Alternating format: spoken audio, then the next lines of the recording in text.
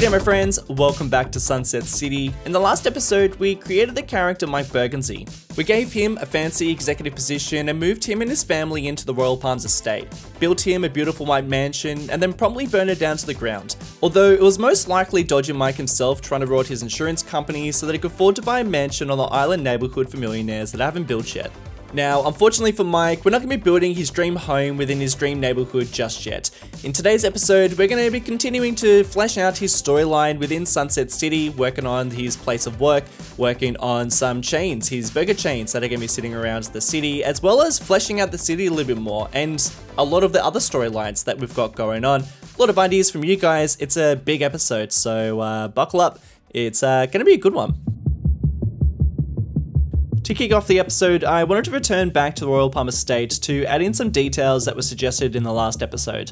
Being a gated community, it is quite often the case that you cannot enter these places unless you are visiting someone. It's typically only allowed if you are a resident of the community. So someone suggested that I change the district or make a policy so that it is a old town, which then restricts people from entering this community unless you are a resident or a service vehicle. I like that, it just adds that little bit of realism, and every time you make one of these places, it means that it's only going to have the residents driving around this area, which I think is super cool. And then Mike's house, now that it's burnt down, is a crime scene. So another suggestion was that we add in some firefighter props, which I couldn't find unfortunately, but I do have these police guys, so they're just hanging around with their hands on their hips, just sort of investigating, checking out the area. And the person who suggested this was actually the person who created these props, a Poland driver, and they also suggested that I place down some of the vehicles. So we've got this custom Sunset City police car and fire truck just sitting within the cul-de-sac, but then sitting just outside of the area, just out of reach, just out of sight, is this pretty dodgy looking van, because people were suggesting that Mike's story probably has something to do with the mob within Sunset City. So a couple of gang members just sort of hanging about, just watching from afar, investigating, seeing what's going on within the scene. If they look a bit familiar, yeah, they're from GTA. I don't really have any others to choose from on the Steam Workshop. There's still quite a few, but we could have some custom ones. I don't know, just putting it out there. If you're an asset creator, might want to be involved. But I don't think that these guys were involved with the burning of Mike's house. I think that was definitely on Mike's behalf, trying to just get some extra money from his insurance company. But Mike is definitely the sort of character that is involved with the mob, and I think he's seen this opportunity to just get out of Sunset City for a while we're waiting for that neighborhood to be created, that island neighborhood that we're going to be creating a little later on within the series. But Mike and his family have hightailed out of Sunset City and are now just laying low within Santa Julia, which is a little island resort town, and they've got a little holiday house here. So this is where they're going to be staying until we build that new neighborhood. But that's Mike's story for now. If you've got any more suggestions, let me know. And that mob story, there's something more to that.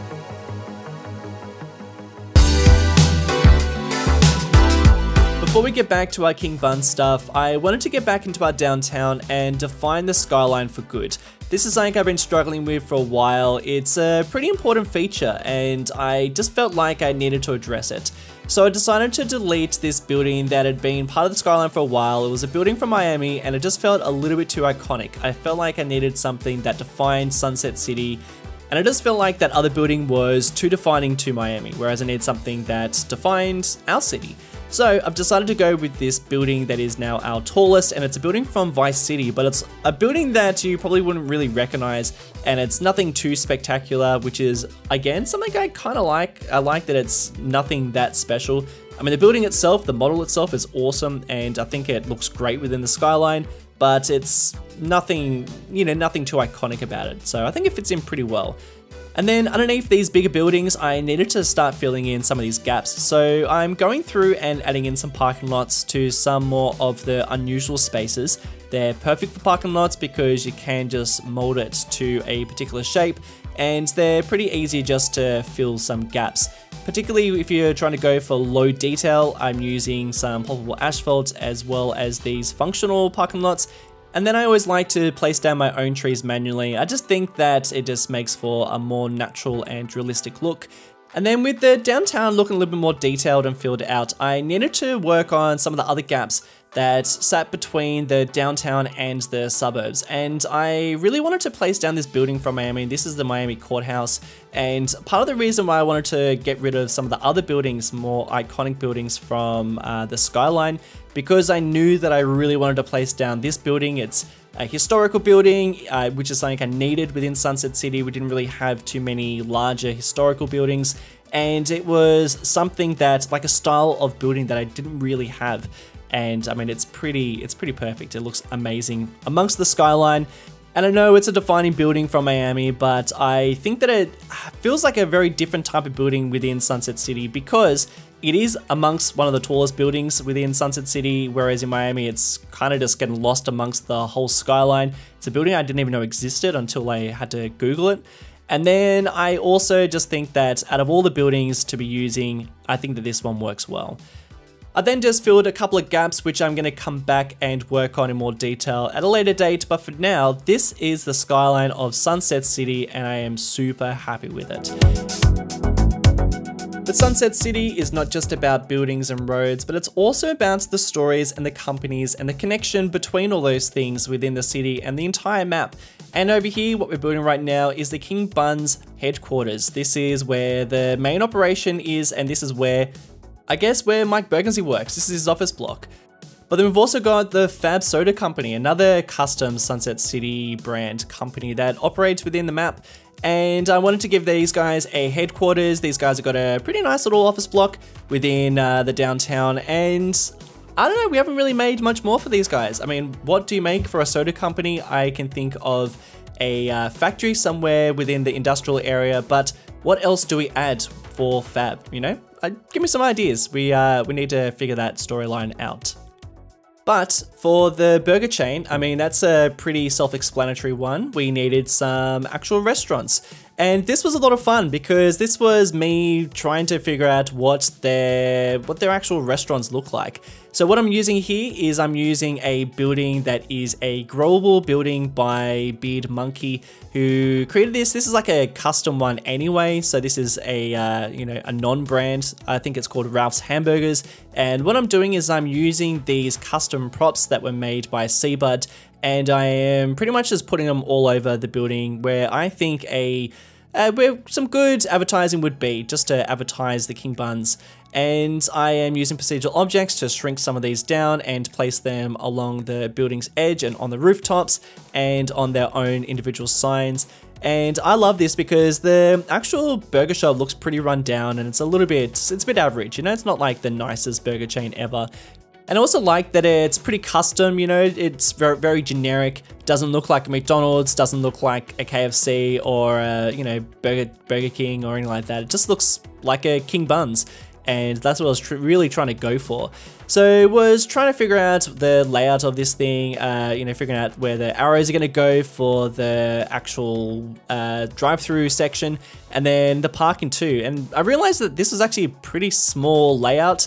So this is actually a really, really tiny restaurant, and it's a bit of a stretch to call it a restaurant, I'm going to be honest. In Australia, they try to call these places restaurants. They're not restaurants. But it's a bit of a stretch to actually add in the parking lots. As you can see, I'm placing down some planters and realizing I don't really have enough space to even place them. But that's fine. You know, it kind of just made for a bit of a challenge. And I really didn't want to get rid of the fact that this is a commercial building. You know, I could have just turned this into a procedural object and moved things around and made it even bigger. But I feel like in a realistic sense, you know, if this was a, you know, commercial building, it'd probably sit on the same sort of tile as a commercial building would sit on within City Skylines. I didn't want to just make it extra wide or anything like that. And plus it's King Buns. I kind of feel like these guys are a little bit more, I don't know, maybe a little bit more on the budget side of things. But the cool thing is that I can build this and then just copy and paste it into other areas of the map.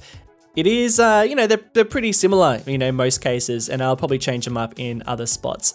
But just adding in those details, really thinking about where certain things are going to be sitting, like trash cans and sidewalks and pedestrian crossings. And, you know, this area of Sunset City is a bit more on the rundown side of things. It's, you know, not as nice. So lots of bushes and lots of weeds within the vacant lot right next to it. And that was pretty much it.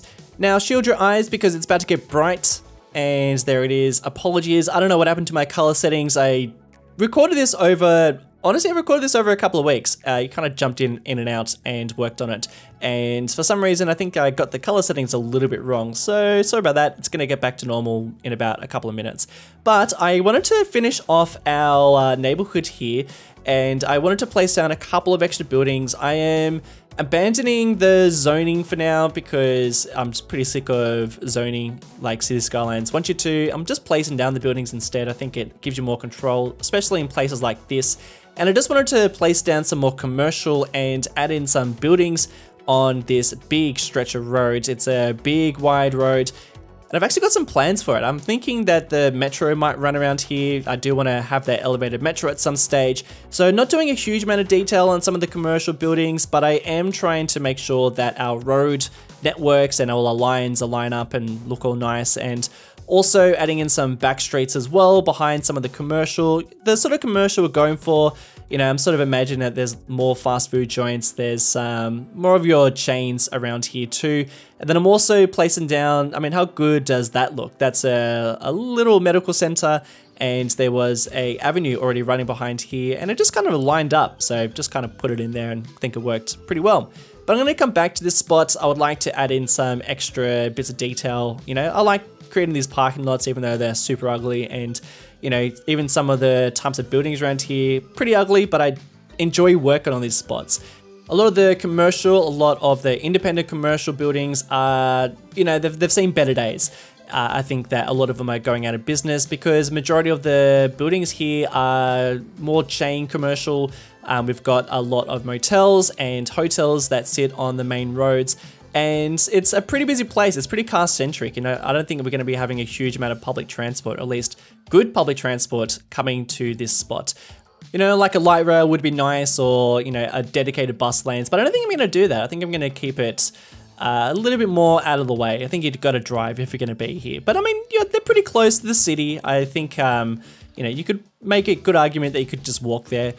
You know, my cities are always scaled down, so they're probably pretty walkable anyway. But I did want to place down a lot of these sort of chain commercial buildings, a couple of hotels, and I think that this area has a real look to it. I really like it. But like I said, I will be coming back. I'm actually been working on some stuff off camera that I'm going to kind of show you guys in a bigger episode.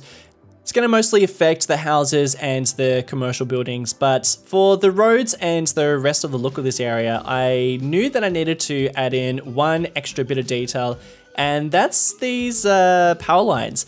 These things add so much. I don't do this for every neighborhood, but I think they add a lot to places that I do want to show that little bit of extra detail, like an area like this. So going through and adding in power lines across the road and going into some of the buildings, and as you can see, it just makes this neighborhood look so much more detailed and interesting.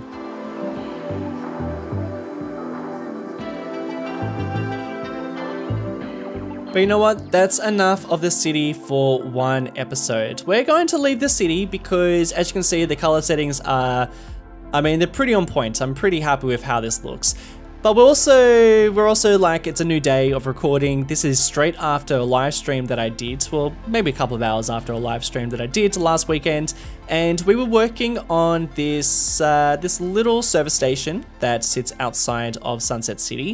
It sits on a stretch of highway within the swamplands. And I wanted to finish it off. There were a couple of things that we needed to fix. This road really needed to be fixed. I needed to make these lanes more like merging lanes so that you could use them if you were turning off to go into this service station, or gas station, I should probably say, since as we're working on an American city.